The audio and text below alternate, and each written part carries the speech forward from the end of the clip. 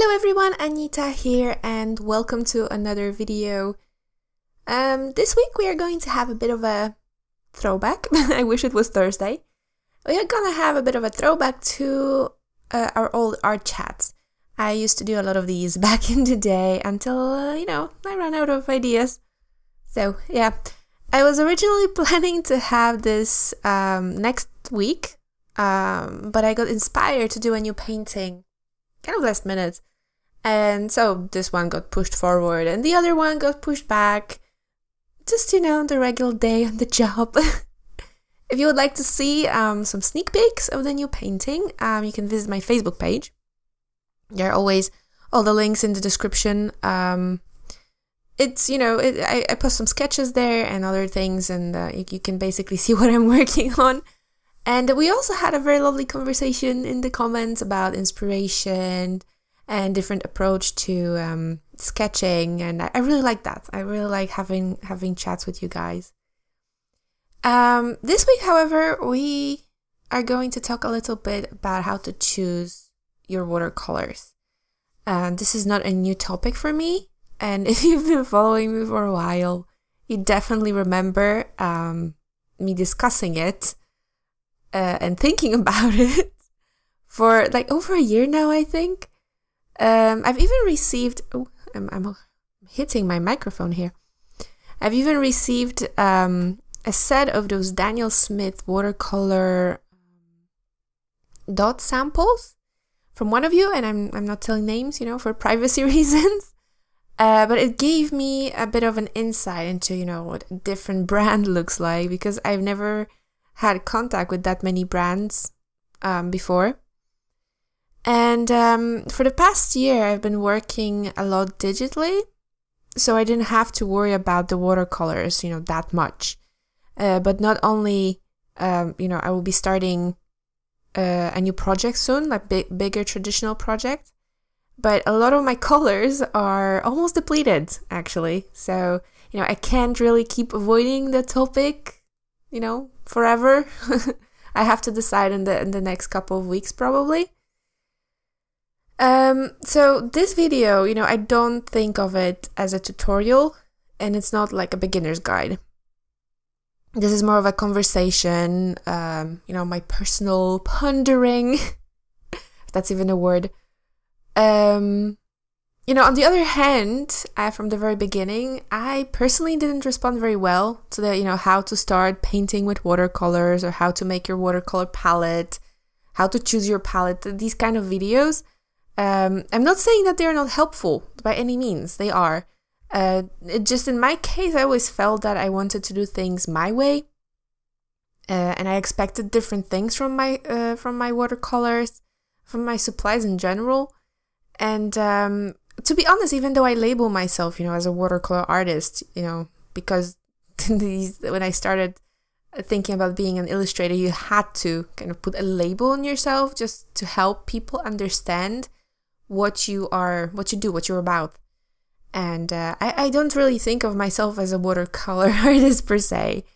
But that's a completely different topic, so I'm off topic here. So basically my point is, don't expect a clear answer at the end of this video, because this is a journey, and let's be cheesy here, I haven't reached the destination yet. So this is just, my personal thought process, and maybe it will help you, maybe it will inspire you. This is pretty much why I make those videos. Also, at this point, you're probably wondering, what I'm doing in the background. So over the past few weeks, I've watched a bunch of videos on how others choose their watercolors. All sorts of guides and reviews on watercolor sets. And they kind of gave me an idea on what should I focus on and where to start. It's kind of deciding. And, I've decided to just take a closer look at my watercolors. So I've washed my palettes. I took a look at which pans are the most empty. I pulled them out, and I just started playing with them. And the first thing I've done was a glazing chart, and I've watched a video recently on how to do it. made by, made by Danica Sales. And then, of course, I will link everything in the description. So if you want to watch that, because this is not a tutorial on that. So if you want to watch it, go to her channel. She's a great artist as well. I watch a lot of her videos.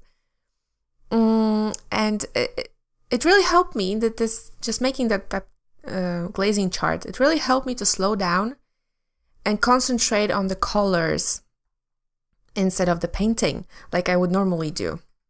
Because normally I just concentrate, on the topic, on the subject of my painting. I don't really think about the paint itself. I don't know if that's just a thing, if everybody does that. I never really gave my watercolors that much of a thought.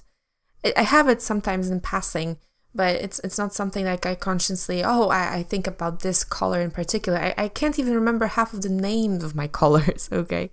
So this really, really helped me just to really concentrate on my watercolors, because they need some love too, especially when they did so much work for me. So I pulled out the colors that were used the most, and the ones that were almost empty. And I started wondering what I liked about them and why I used them so much. Because with the exception of burnt umber, burnt sienna, and ultramarine blue, and I've learned those names just for you, all of those colors are flat. They are granulating, whatever you call it. And most of them are also transparent. Of course, there's always like this exception to that rule because, I love yellow ochre. I just love the color, but it's not exactly a transparent color. But just in general, okay? In general, most of my favorite colors are flat and transparent.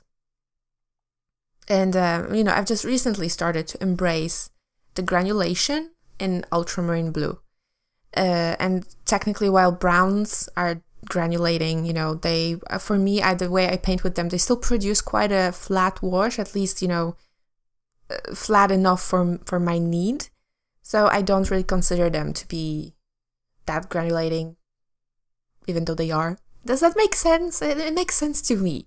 Okay, pretty much the only color that I consider truly granulating is ultramarine blue, because that one really gives me a hard time. The other ones are much more flexible, so I suppose that's how I see it. I'm not saying that's just how I see it, okay? So basically, flat, transparent, transparent, minimally granulating. I'm using very big words today. I don't know, I feel it's because of that Red Bull I drank in the morning, and I still feel the sugars just buzzing. So with the exception,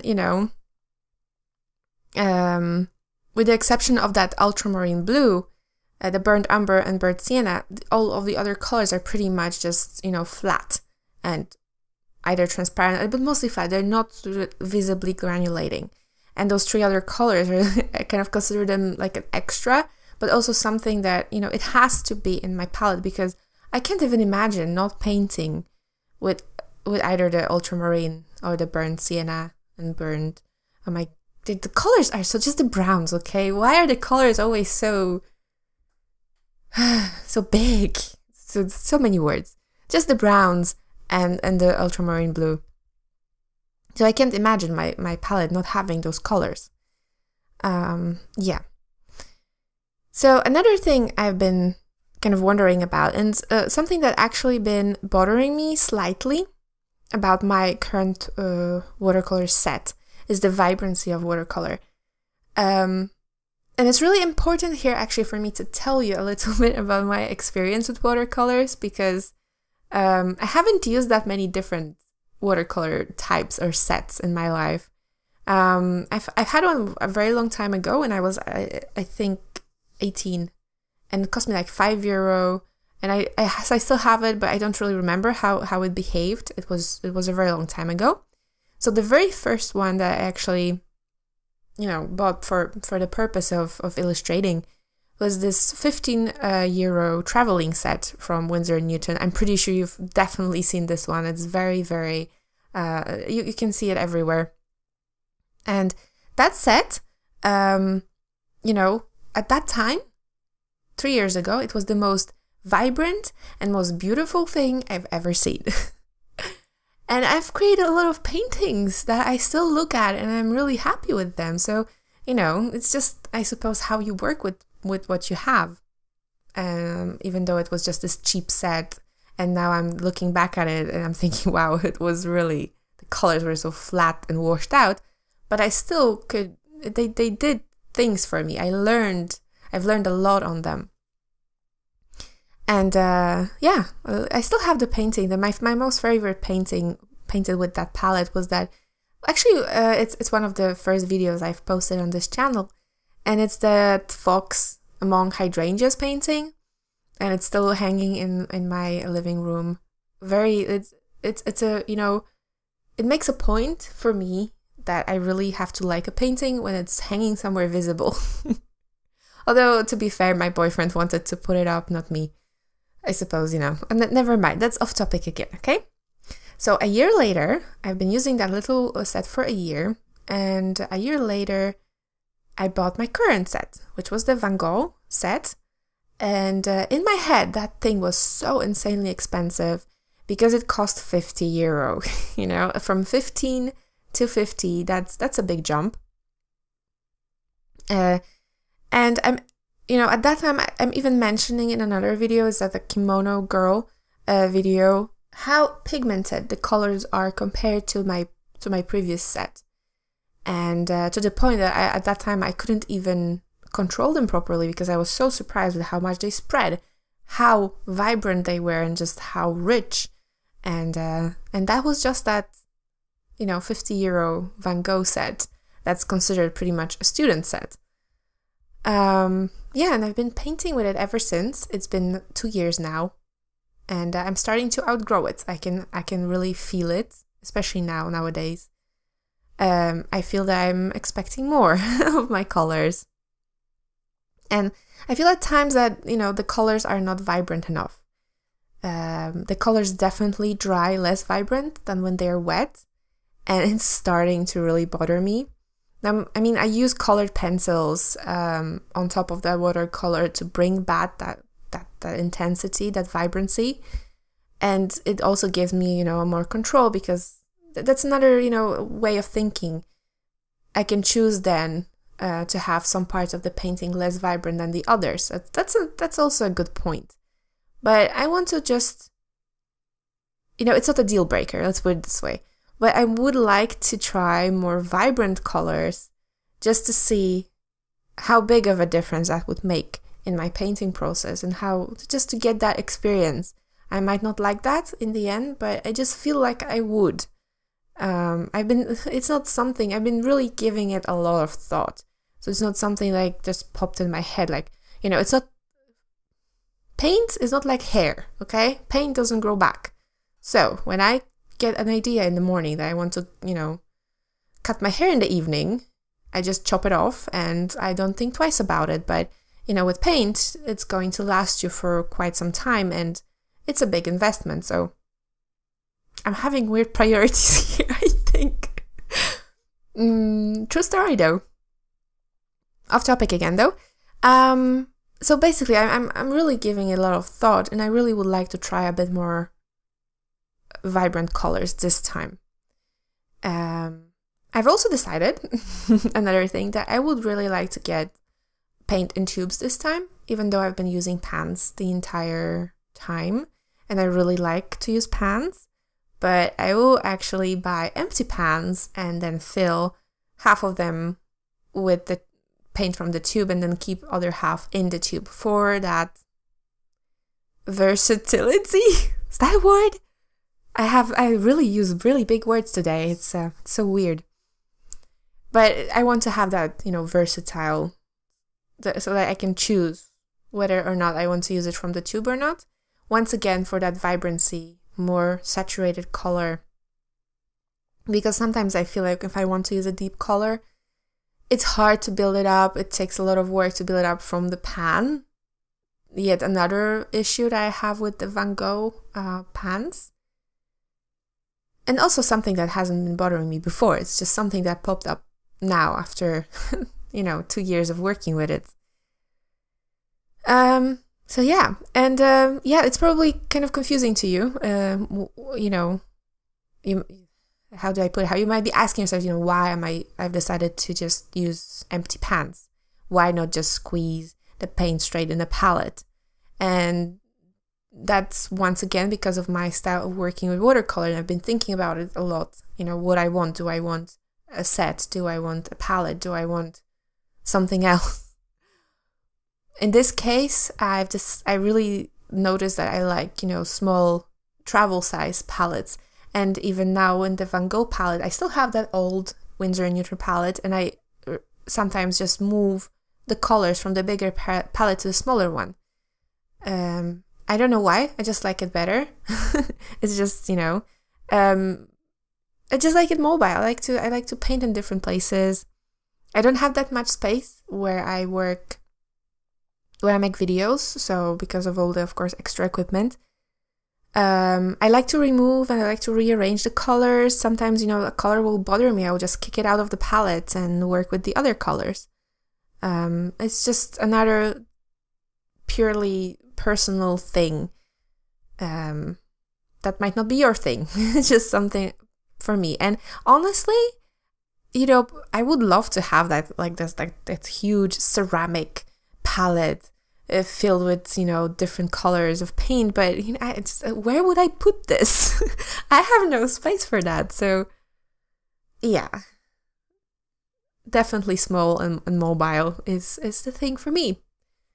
As for brands, you know, that's that's the, you know, I'm still at that point where I'm still thinking. I'm completely lost in that topic, because there's so many different brands, and the biggest problem is that I like buying in art stores. I rarely buy art supplies online unless I really don't have a choice. And I feel like in this case I probably won't have a choice, because my local art supply store only sells Winsor & Newton, and then it sells also Talens, which comes like in Van Gogh. It comes from the company Talens. It's a Dutch brand.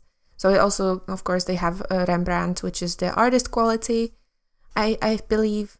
And then I also saw some Sennelier watercolors, but there was just like one set, and it was very expensive. And besides that, you know, I didn't see anything. And I'm sure, of course, that bigger cities will have more to choose from, although my trip to Utrecht was very disappointing. I live in Holland, if any of you was wondering.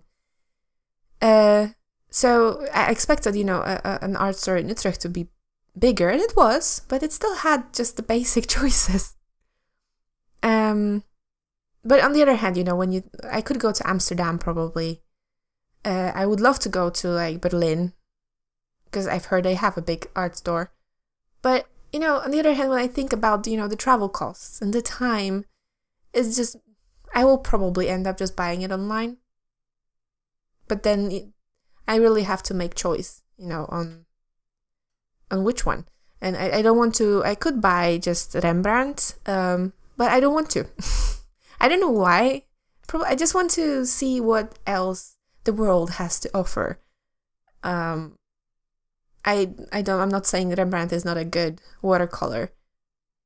I just want to try something different. And I was seriously considering, you know, the Mugello watercolors, the pure pigment ones, because from what I've seen, they are extremely vibrant and transparent at the same time. And I was also considering Schminke, of course, and Daniel Smith. And then it gets pretty fuzzy, because I'm really considering everything. I have no preferences whatsoever. And it scares me, because I really have to make a decision soon. And it's such a, you know, watercolors are expensive. And I know that, you know, I really don't want to buy something that I'm not going to use. Or, of course, there's always that possibility that I'm not going to like something I buy, and there will be no helping it, and I will probably still use it until I use it up and then get a new one, or just try to make it work. I do tend to make things work for me, But the more research I put into it, the more that probability is, you know, whoa, what's with the big words today? It's just, the more research I put into it, the more sure I can be that, you know, it will be a hit, not a miss. So I'm hoping that research is going to come, you know, give me some good effort, some good results. Yeah. And so pretty much, yeah, this is the end of the video, and I would, that's the point here. Just like with the old art chats, I would really love to throw the question at you guys, you know, if you have some time and would like to, you know, write your opinion, please write in the comments how you choose your watercolors. You know, do you have certain qualities that you look for? You know, what are your favorite brands? Because as you see, my brand ideas are not that wide. So what else is there to, what artists are using these days? You know, I always learn so much from those comments. So it's a good way to exchange ideas, and I always appreciate the time you put into it. So for now, my search continues, and luckily now I have access to the UK Amazon, which ships to the Netherlands, so it's awesome. So my options are much broader than before, because a year ago when I was still looking online for other watercolor sets and watercolor types, or just anything brands, they were only European like brands that were there weren't that many stores that would just ship to Holland, let's put it this way. And for some reason I missed the UK Amazon thing.